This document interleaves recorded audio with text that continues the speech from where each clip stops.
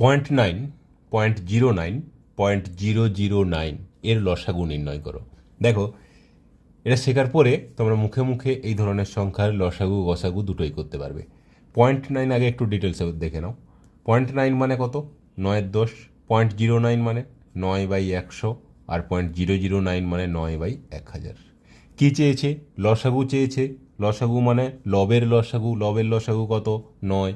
আর হরের গসাগু মানে 10। তাহলে লসাগু কী পেলাম? 9/10 মানে 0.9। অ্যান্সার কী আসবে? 0.9। Option B is the answer.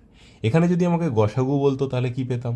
তাহলে উপরটার গসাগু হয়ে যেত 9, নিচটার লসাগু হয়ে যেত 1000। তখন কোনটা হয়ে যেত তাহলে? 9 মানে 0.009।